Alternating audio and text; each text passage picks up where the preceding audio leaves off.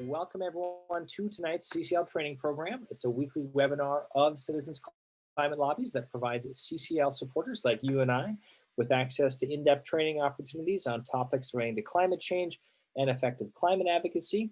I'm your host, Brett Cease, and tonight's special topic is on helping you lead a lobby meeting.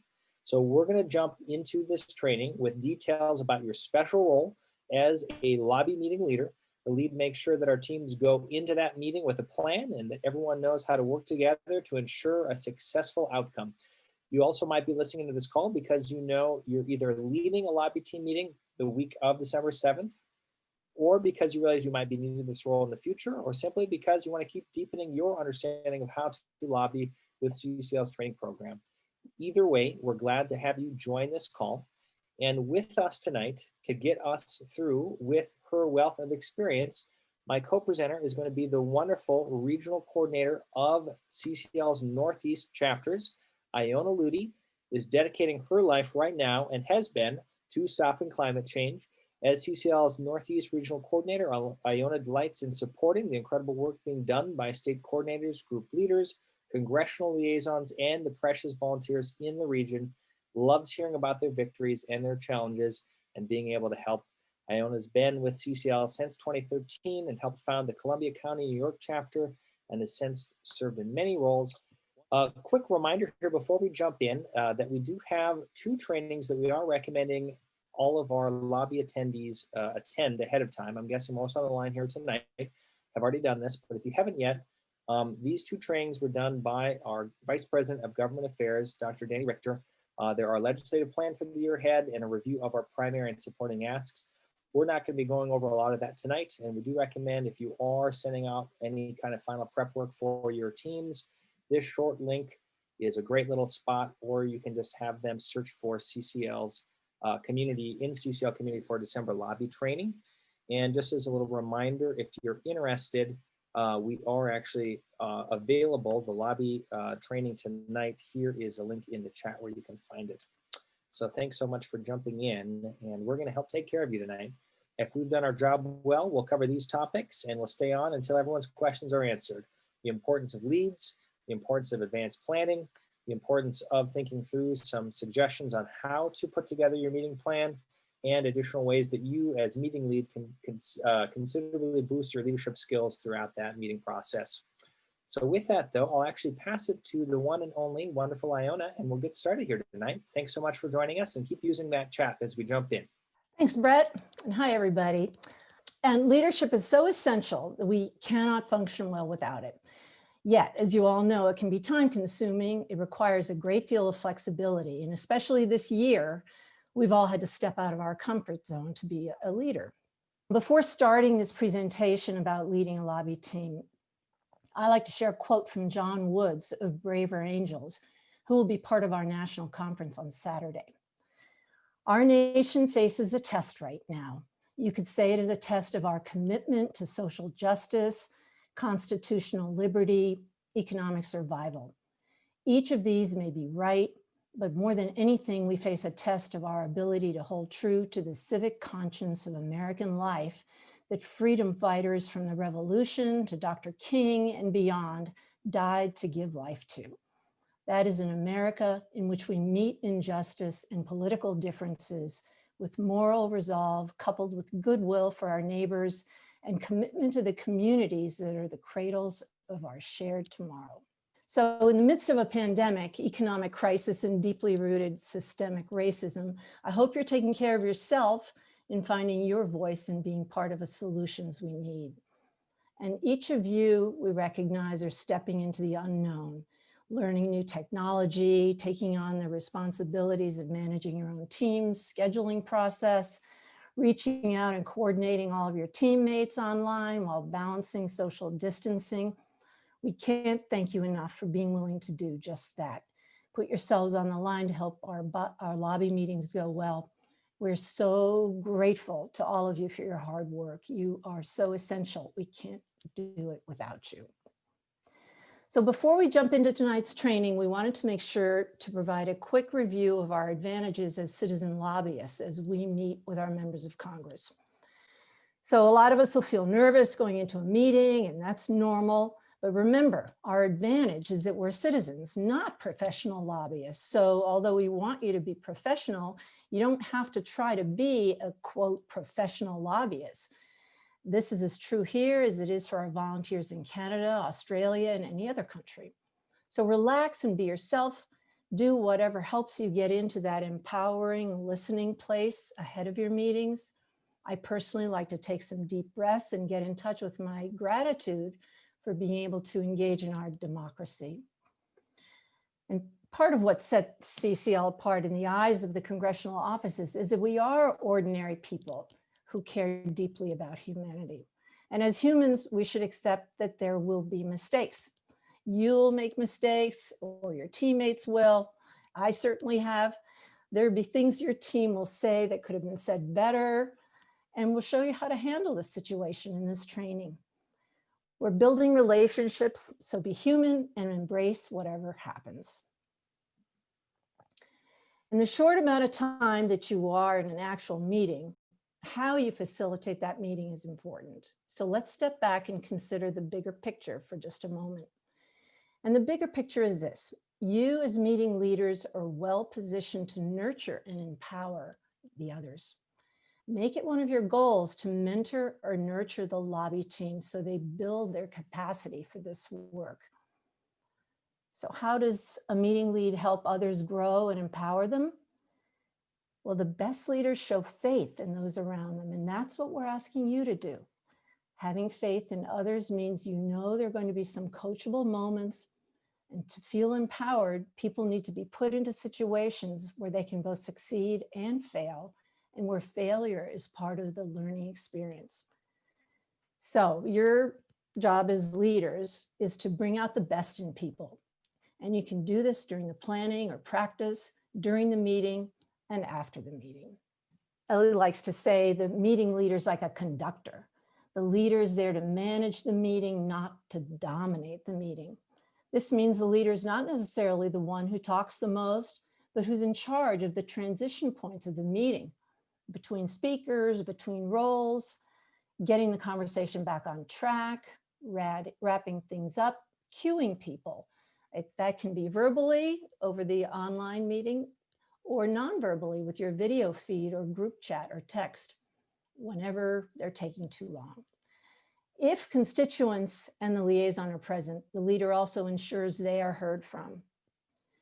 The leader should also be able to understand the meeting situation and respond accordingly. And one example of the mentoring is that we can help younger people feel part of the process. And one great way to do that is getting them involved with the technology. That just comes naturally to them, we've all seen, and they can contribute so much and feel really great about it. So CCL does recommend including a volunteer in every meeting who will solely be helping your team with managing the technology platform you will use. And now let's go to Brett for advanced planning. Hey, thank you, Iona. And we'll just say with this section here, we realize we're kind of positioning ourselves a little bit in the later end of your advanced planning as the meetings are happening in just a few days. So for some of you, you probably already have done this, but others may still be waiting to hear back from your office. We are hearing, especially this cycle, that there are quite a few offices that are holding their cards close to their chest and making meeting planning as far as the exact time for the congressional office still kind of held up. And so let's jump into some of these considerations, whether or not you've actually done these or not. This is a really helpful mental checklist to go through. And then after we get through this section, we'll stop for our first Q&A. So with that, let's jump in with thinking first and foremost about platform considerations. So I'm guessing, again, you've probably already heard back from your office as far as who or what they might prefer. But on the off chance that you haven't yet, especially while you're setting that appointment, feel free to consult with your congressional office about what technology they want to meet on. And as volunteers, we obviously are probably most comfortable with Zoom because that's what we have the most background on. But ultimately, that platform's decision should be left to your member's office. And as soon as you confirm that platform, then start setting up your meeting planning with your group to practice using that same application, especially if it is a different one that you're used to. The great thing about this is that there's obviously great support out there, depending on whether we're talking Teams, Skype, Google Meet, or Hangouts, you name it, WebEx. If you just search for the product's name and support, you often can find obviously some great resources. And we've got a whole training section devoted to that, actually, called Practicing Video Conference Security, and a link with a lot of those support pages that I just put in the chat. So check that out. And then once you kind of settle on your preferred platform, an additional consideration to really help make early on is deciding who is going to be on your team. And again, I'm guessing that most of you have already thought through this with your liaison or group leaders to determine who that composition is going to be.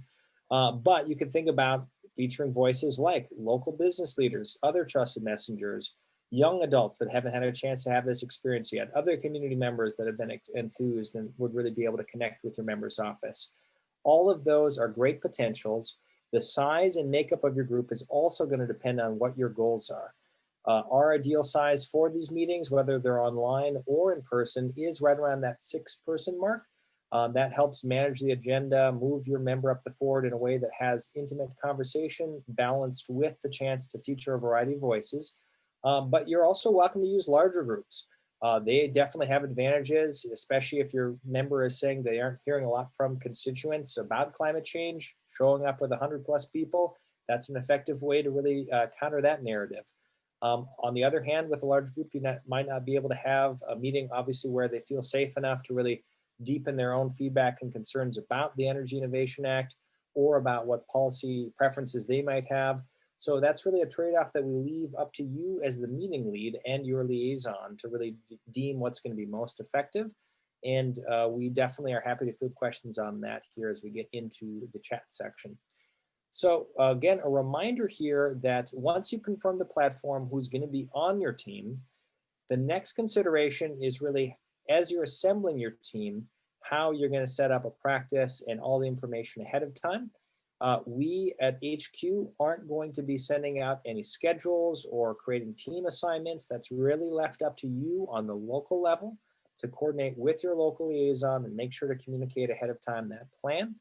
And in doing so, coordinating a plan to do time to do this advanced planning is important, obviously, just to help get on the same page. Iona is going to go into that in the next section when she talks about meeting plan considerations.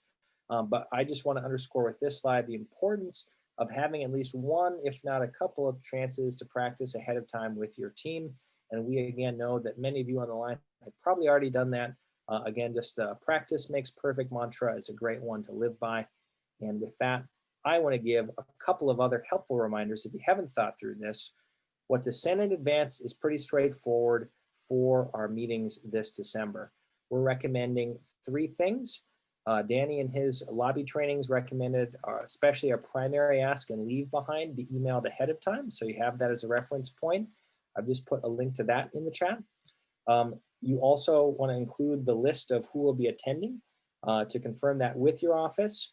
And you can also in that meeting, kind of that email confirmation of your meeting, include a brief proposed agenda to clarify and help the aide or the staffer or the member themselves know what you'll be covering. And we also recommend some visual evidence of support. So whether that is our virtual postcards that we've had as a monthly action nationally for the last couple months. So I put a link to that in the chat where you can have your own chapter members tell their story, even those that aren't going to be able to join you live, whether that's a local list of recent media that's published or endorsements that you've gathered, some local evidence, not just with the national context, but what you've been up to locally with all the momentum you're generating. A couple of other considerations, then I'll pass it back to you here, Iona. We'll talk first about online considerations and then about phone considerations. Because chances are most of you are going to be meeting on an online platform, but we do still have some phone-only meetings. So I guess that free conference call line is still valuable if you're holding on to that. So for online considerations, one thing that we always recommend is setting up a text group where you have all of your group team members on that same text chain. And that way you can coordinate and communicate with each other almost kind of like you're able to do that in person during your lobby meeting as a way of really being able to support each other or giving live time feedback outside of what that venue is that you're using with the member or the staffer. You want to make sure ahead of time to minimize distractions that might interrupt you and your team and remind them again of that in your meeting. So muting your phones, silencing your computer sound notifications, making sure that your pets or your kids are taken care of ahead of time. You name it, it's happened to somebody at a lobby meeting. And you also want to think through with your team what they look like on the camera. We don't want anyone that's just kind of down here or way up here. We want a full, great audio. We want to practice looking at the camera as much as possible to simulate that face-to-face contact. Make sure that your background is virtual like mine or is free of clutter and not too distracting if you don't have a virtual setup, so that people aren't spending more time looking on what's behind you than at the actual kind of face-to-face connections. And you also want to make sure to remind your team to dress professionally, even though we aren't meeting in person.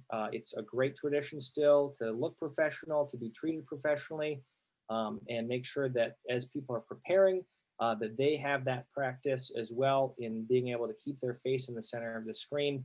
And even with their chat or with their renaming, having their name and their city, like I'll just relocate myself here to Duluth, Minnesota, where I'm at, and any other information that your team wants to be able to highlight ahead of time, rather than just something that says something like Terry's iPad or some random string of numbers.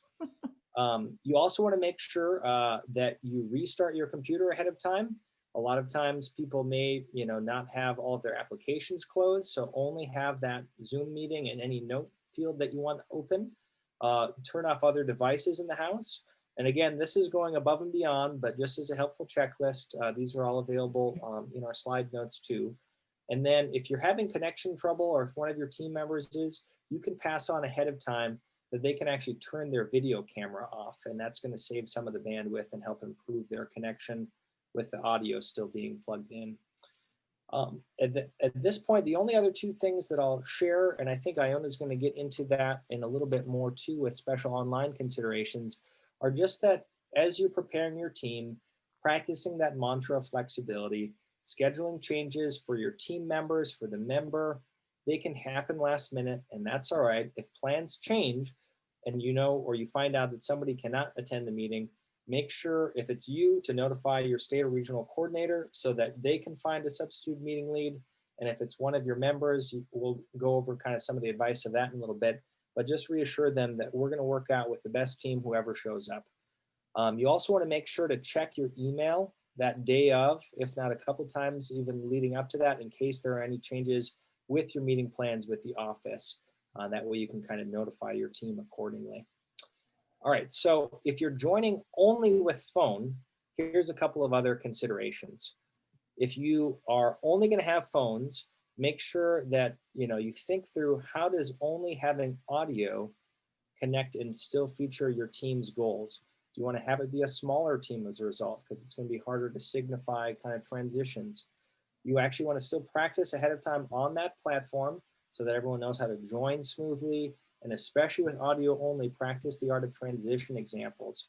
You may want to have the decision even be made for audio only, where the team lead helps kind of cue people bringing in and out, or you practice kind of the handoff as you're done saying the next person if you're going to kind of piggyback off of each other. The other key thing with audio that I think is also really helpful to think through, here also listed on the checklist, is that if people do jump on top of each other, what's your plan in handling it?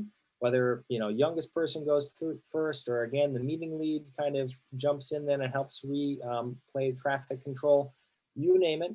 The most important thing, especially with audio, I would say, is thinking through your detailed agenda ahead of time, and really have as much as you can an outline that you can reference with each other as a team, so that when your team has more to go off of with your preparations, they'll know when they can speak, and what the recommendations are to go into. All right. Well, let's keep going then, Iona. Why don't you take it away with meeting plan suggestions? Okay. So we've talked about how to get the process going. So let's look at connecting and coordinating with your team. So once your team is firmed up, as Brett said, probably might have already happened, but you never know. We still have a week left of potential lobby days.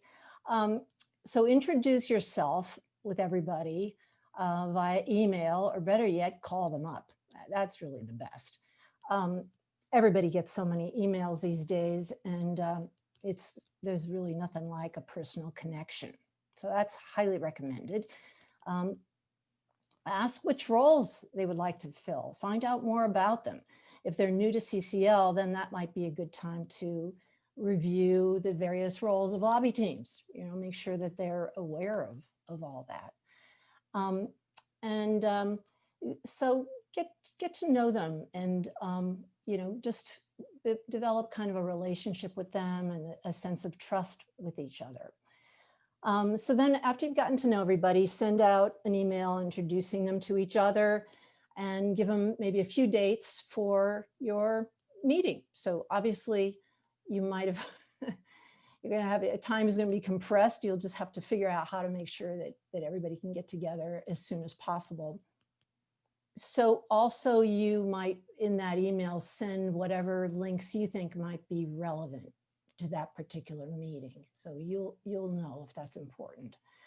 And so what would be the format of those meetings that you have with your team? And CCL has a great meeting plan template on community. So you can use that as a guide to solicit, discuss, and prioritize their ideas for the lobby meeting. So the items that you want to be talking about are the appreciation, the primary goal. What are you trying to accomplish in this meeting? The ask, a supporting ask if you feel you need one, and most importantly, the open-ended questions. And it'd be very, very good to have a whole bunch of them to be able to rely on if there's an opportunity to extend a discussion. So there's also good guidance on community on the Planning Your Lobby Meeting training page. So we'll look at that on the next slide. So what are you doing as meeting leads to prepare for your planning sessions? And you could go ahead and put that in the chat if you've gotten a start already, and Brett will summarize it for us later on. And so here's some suggestions for the ideal situation. And we realize that many of us might be scrambling to get ready. So any contact ahead of time is a good thing. So first, always try to read through at least the last year or two of the full meeting notes of CCL's meetings with that office. You get a sense of where they stand, who the players are, if you're going to have someone that you've met with before, what people have tried, and where things were left after the last meeting. If a meeting plan, if you're not the liaison and there was a meeting plan submitted by the liaison, then you certainly would review that with everybody. Discuss the meeting plan strategy, and if there isn't one, create one. So if for December, CCL wants you to email the main primary ask, supporting the Energy Innovation Act, and the Carbon Pricing is Popular resource ahead of time. So Brett is putting that in the link in the chat. And make sure you review the concept of open-ended questions. And also, if you want to do, we're not encouraged to use supporting asks this year, but if it's relevant for your particular situation, then talk that over and discuss that with your team. Sorry. As a lead, you're going to want to facilitate the transitions verbally or with body language cues. Or in the case of virtual meetings, it might be by text or by phone. A verbal cue could sound like this. Layla would like to tell you why we're here today and what we're asking for. So something simple like that. So during the planning meeting, let the team know how you're planning on cueing them. And if you've practiced well enough, if you've just done a bunch of practice sessions, you might not even need cues. You might just do this organically, which is totally fine. Another thing to consider is that there are sample meeting outlines in CCL community. So if you have time to review them with your team, then go for that. Finally, during the planning meeting, you're going to want to assign roles. And we discussed roles in great detail in Planning Your Lobby Meeting training. I'm sorry, I've got an allergy. If your team settles into a plan that you and the others feel good about, you're also welcome to email the broad overview bullet points of your agenda to the office ahead of time. The Congressional Management Foundation has done a lot of research on what members of Congress like to see from people lobbying for them. And they really appreciate being able to prepare resources in ahead of time. But it's, you don't have to. If you're not ready, you don't have to do that. But it's always a good idea if you can. Yeah, I think we'll just keep moving along here, and feel free to put stuff in the chat as we go along. But I think the last review I'll have, and I'm guessing a lot of this is going to be a review, but if you have questions about any of these roles, Iona mentioned just the importance of thinking through who's going to take on which responsibilities ahead of time, and being able to also make sure everyone on your team is assigned something to be able to participate actively in that discussion. Here's a review of what those main ones are. So again, Iona talked about the lead, and that's obviously a role that we can explore a lot more if you have questions about. The appreciator being the main one that has appreciation shared, but we always encourage everyone, if they do have something to weave into their own intro bio, to build in that appreciation. It doesn't just have to be one person, one role. The main person who delivers the ask, so being able to also communicate that with confidence and to not negotiate yourself as you're delivering that, steady speaking into kind of the importance of that delivery. And then the note taker, the time monitor, and the tech support, especially for our lobby meetings online. Just having somebody designated to be the host who feels comfortable with the platform can help other people know how to mute, monitor the chat, any other security settings your team wants. That's a really critical way to also build in somebody's responsibility. Another shout out, if you haven't already, when you meet with the member or the staffer to get their permission, if it's all right with them to have somebody on your team take a screen capture of your meeting so that you can share it afterwards too and help generate that support and enthusiasm on social media. That's always a great idea. And then lastly, whoever is signed the follow-up is the one that makes sure after the meeting that the tree doesn't just fall in the woods and no one's there to hear it, but that you actually make sure that you actually do the due diligence and do the next steps. And that person really helps follow up and ask people to make sure to follow up with the commitments they've made and move that ball down the road still. So with that, let's jump into our last section here. We've got some expressing leadership, and then we'll stay on for questions. So we've got about 7-8 more minutes of content, and then we'll stay on for any other questions that people have. And with this, I think it's really key just to think about all of that was in preparation for the meeting. What does it actually look like as a meeting leader when you get to the day of, the hour of the meeting? Well, one big thing that we recommend, first and foremost, is you think about having a pre-meeting huddle. So basically, it can be on the same meeting ID where you have your meeting set up and you have a waiting room set up or something else so that the member or the staffer doesn't join until you're ready. Or you could have it be set up on a separate meeting ID, a separate platform, you name it. But sometime ahead of the actual meeting to just gather everyone, provide a moment of center and grace, review roles and your actual plan one last time, remind people of the goals, and really be able to kind of walk through a final audio video connection, minimizing their distractions, that they may have as a final checkbox to remind them to be kind of set up to go.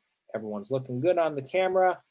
Everyone's in a place where they feel like they're not going to have, again, a dog barking in the background, a computer dinging with a notification, you name it. Also making sure in that meeting practice even handing off and doing those visual or those audio clues between members. And at that point, I think we're ready to just practice some transitions and talk about how to field the notes. So I'll kick it over to you, Iona. One way to verbally signal a transition is to state it explicitly. So an example of what that might sound like is this. Congresswoman, I want to thank you for your recent efforts to protect citizens from identity theft. That's a really important issue to us as well. Today, we're here to talk about another important topic. So Brett is going to let you know more about why we're here today and what we're seeking. So in this example, I explicitly transitioned to Brett. Great signal. And let's say this is your third, fourth, fifth meeting, and you're already well into building that relationship with your member. And in this case, you don't have to do a thorough review of CCL's purpose. And in your movement from the appreciation into the primary ask, here's how that might sound for a Republican member of Congress that we've already kind of established that good connection with. Congressman, I want to thank you for your efforts to look out for all Americans impacted by COVID, whether that's through their health or economic well-being. It's obviously a really essential issue for all of us as well. And today we've come to actually discuss a policy solution that pays for itself while making our air cleaner and providing monthly cash payments to look out for poor and middle income Americans.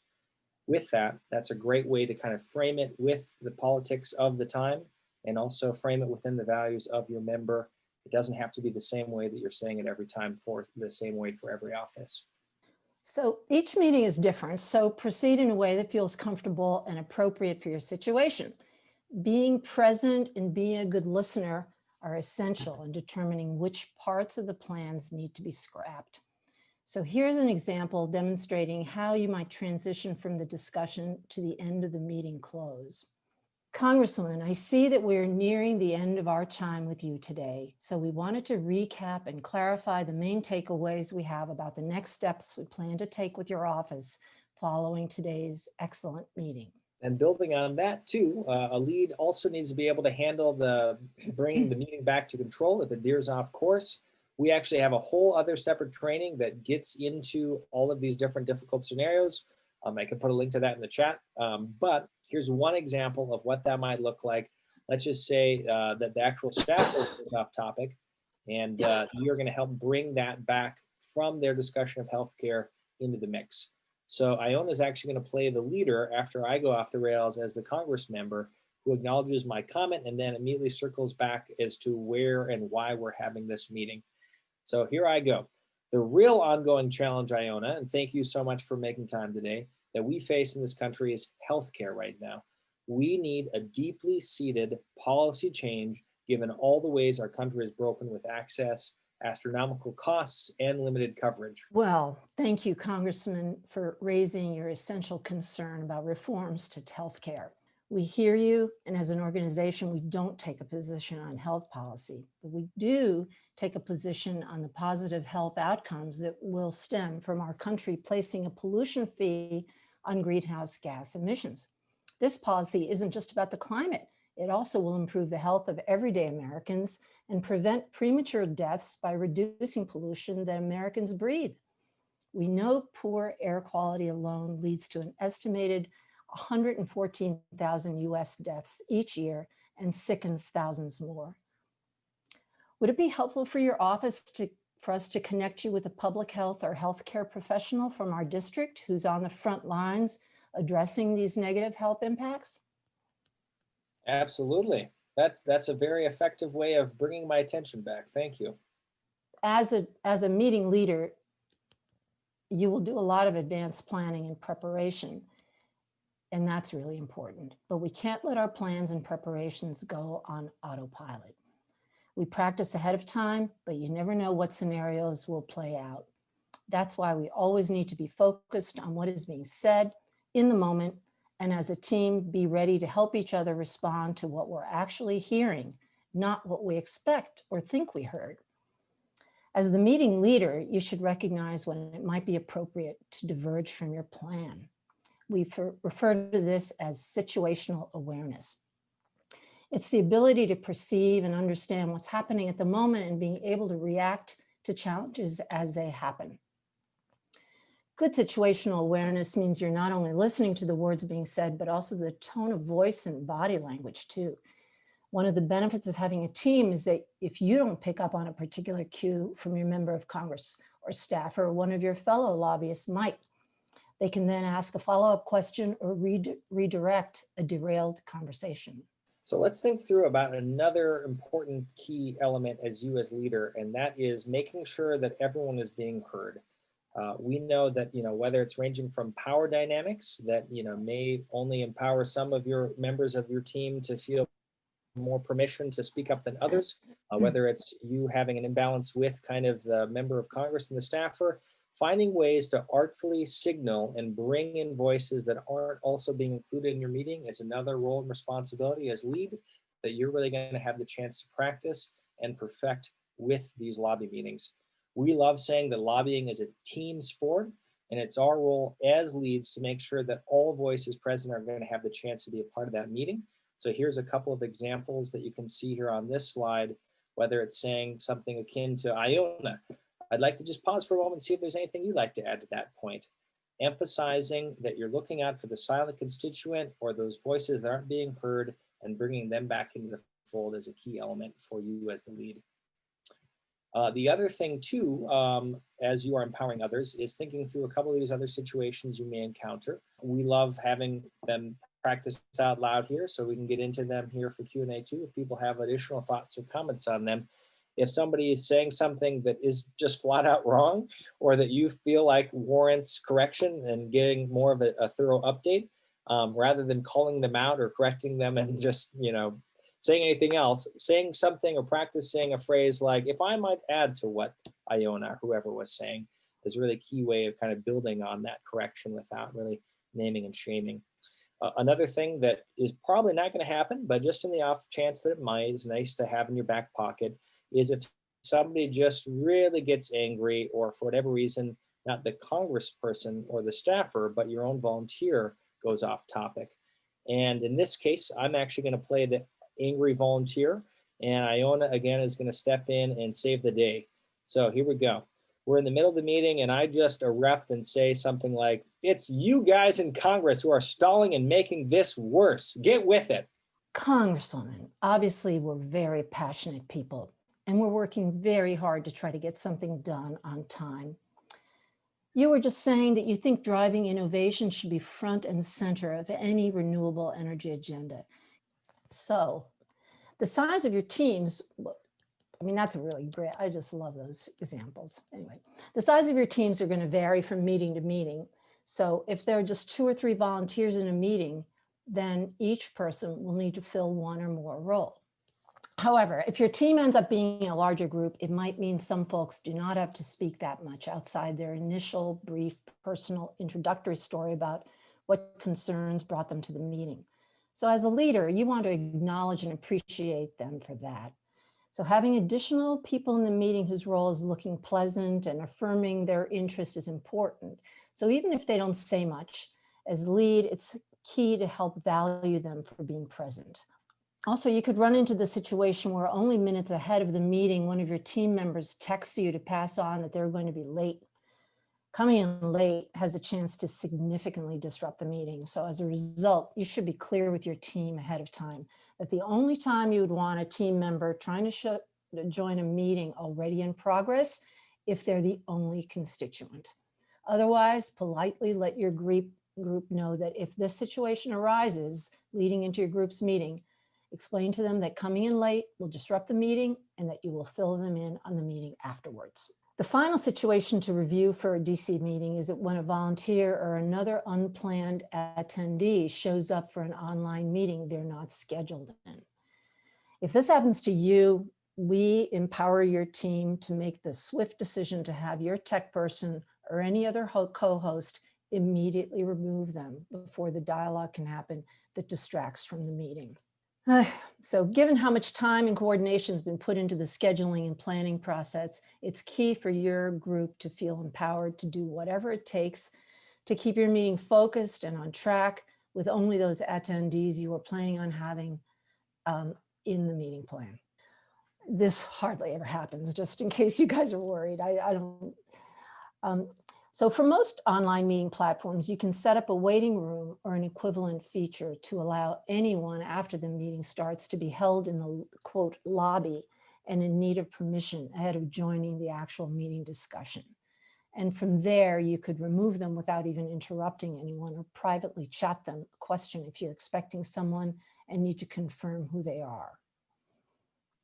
Yeah, so we've just got a couple more slides to review, and that is largely about the meeting debrief and what to do with the notes. So let's jump into what you should think through about considering, at least with your team immediately after the meeting. And basically, that is the same thing you might do in the hallway here as if we were meeting in person.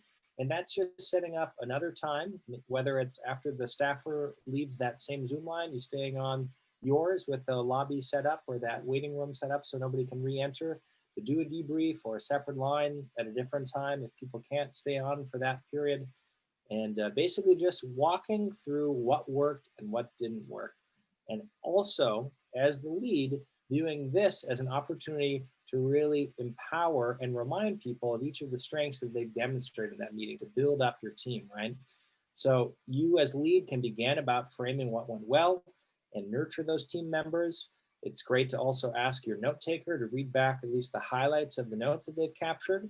You want to make sure, especially, and think through as a team, if anything else after listening was missed to add. And then you want to think through again, getting right that follow-up plan. Who's going to do what with follow-up? Who's going to file the meeting minutes online? And how your team is actually going to make sure to thank the office. Two great resources that we have on that. One of which is a tradition that started now since the actual online era, but that is using something like a Kudo board.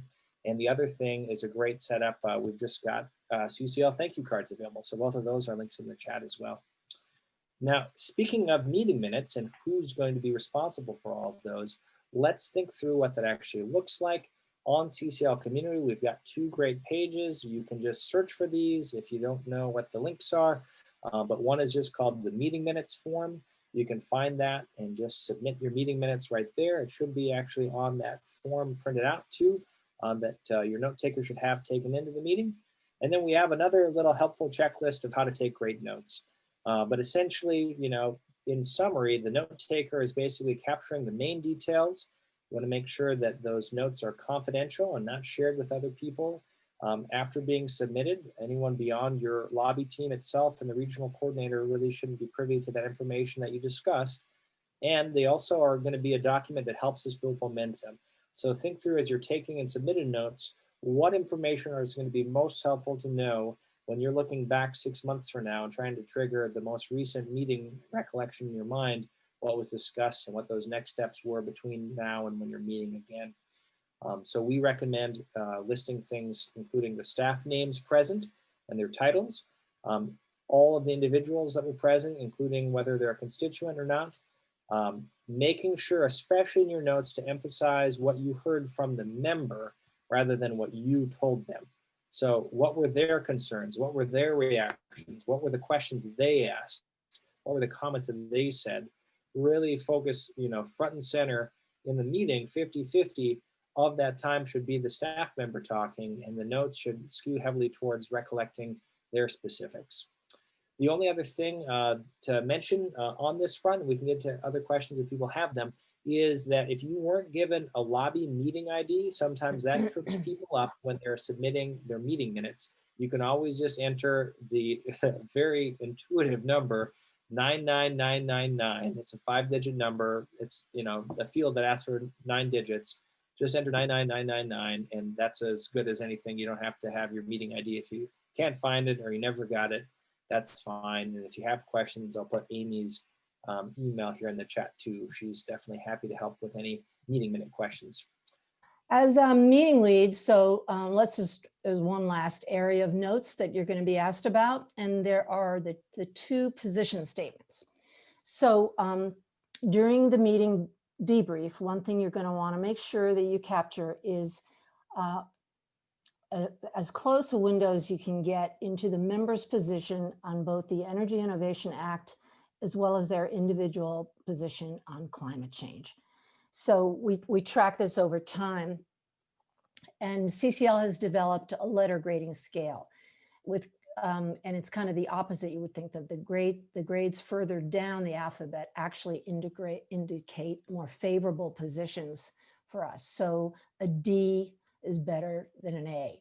So so the A would be like a denier, and D would be like a total supporter. So in order to make your best, most accurate estimate, we hope that during the meeting you're able to get clarity on both of these positions during your primary ask about the Energy Innovation Act, as well as in the conversation discussion of the meeting itself.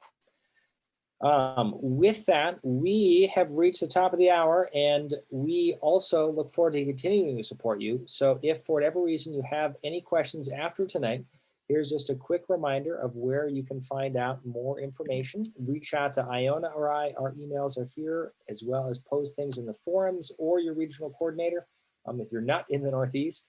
But it's just Brett@citizensclimate.org and Iona.Lutey@citizensclimatelobby.org. And the first and last thing that we've said is that quote from Brene Brown that Iona read. Connection's the most important thing. You are all going to have the chance to connect with your meeting, with your member or their staff, and move them forward and have that human connection deepen. So thank you for making that possible, and we look forward to hearing how it goes. Thank you, everyone. Good night. Thank you very much. Thank you. Good luck, everybody. Go get them. Thank you for listening to this episode of Citizens Climate Lobby's training program. You can tune into more episodes anywhere podcasts are available. Inspired by what you heard today? Join Citizens Climate Lobby to advocate for bipartisan climate solutions. Go to community.citizensclimate.org to find more trainings, resources, your local chapter, national action teams, discussion forums, and more. Be sure to like our Facebook page and follow us on Twitter and Instagram @CitizensClimate.